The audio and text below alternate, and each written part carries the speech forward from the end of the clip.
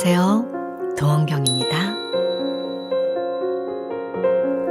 여러분, 저는 올해 2022년의 봄을 유난히 기다렸던 것 같은데요. 아마 코로나라는 위기 상황 속에 봄은 희망이 아닐까라는 생각 때문이었던 것 같아요. 이렇게 그토록 기다렸던 봄인데 전 너무 마음이 무겁습니다. 가슴을 콕콕 찌르듯이 아려오는데요. 그건 지구 반대편에서 들려오는 전쟁 소식 때문입니다. 한 나라가 다른 주권 국가를 침공하는 일이 이토록 쉽게 이루어지다니 이제야 길었던 팬데믹의 출구가 보이는데요. 전쟁이라니 정말 믿을 수도 믿기 싫은 현실입니다.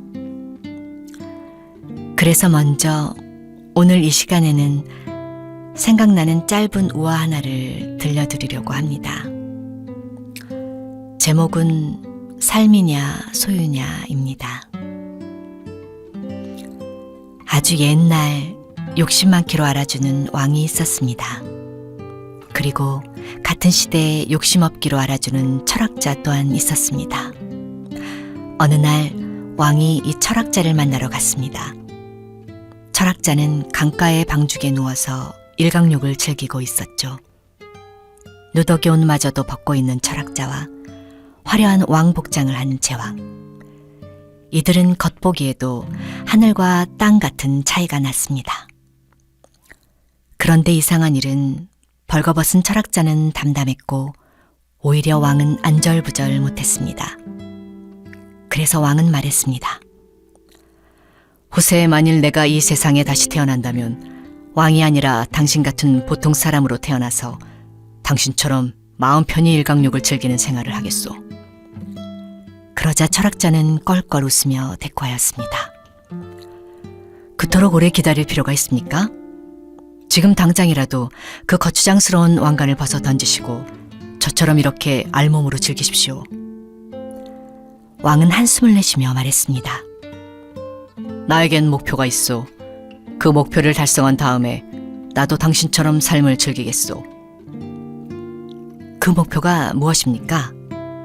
세계를 정복하는 것이오. 철학자는 이해할 수 없다는 표정으로 말했습니다. 무슨 말씀이신지 저는 알아들을 수가 없군요. 저는 세계를 정복하지 않고도 이렇게 삶을 즐기고 있지 않습니까?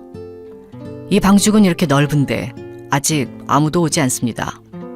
그들은 또 무엇을 소유하고자 삶을 포기하는 것인지.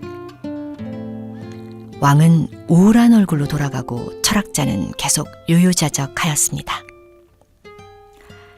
여러분, 사실 이 우화는 기원전 400년경 알렉산더 대왕과 철학자 디오게네스와의 일화인데요.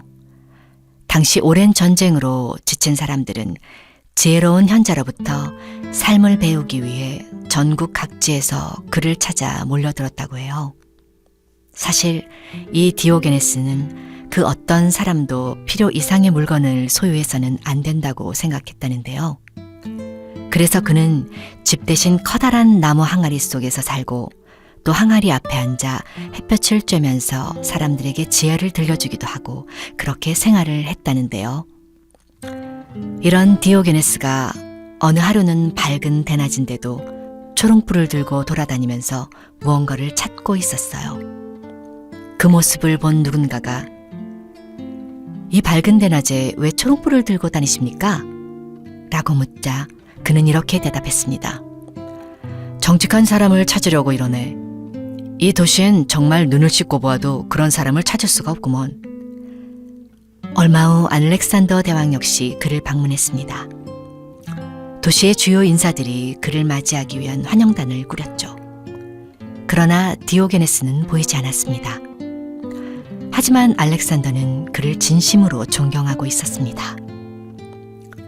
현자가 보이지 않자 왕이 친히 그를 찾아 나섰고 얼마 후 왕은 길가 나무 항아리 앞에 누워있는 디오게네스를 발견했습니다.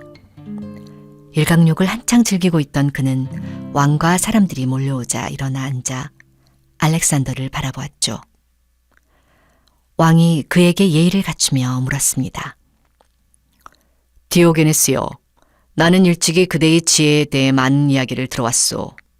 묻건대 내가 그대를 위해 해줄 수 있는 게 뭐 없겠소? 그러자 디오게네스는 있습니다. 당신이 내 햇볕을 가리지 않게끔 옆으로 조금 비켜서 주시면 됩니다. 뜻밖의 대답에 왕은 매우 놀라며 말문이 막혀버렸다는 일화를 바탕으로 좀 전에 우화를 들려드렸는데요. 다시 현실로 돌아와 지금 러시아의 우크라이나 침공이라는 거짓말 같은 일이 현실에 벌어졌습니다. 지난 24일 러시아의 우크라이나 침공 이후 전 세계 시민들이 한마음으로 전쟁은 안 된다, No war를 외치고 있지만 공격은 오늘도 계속 이어지고 있습니다.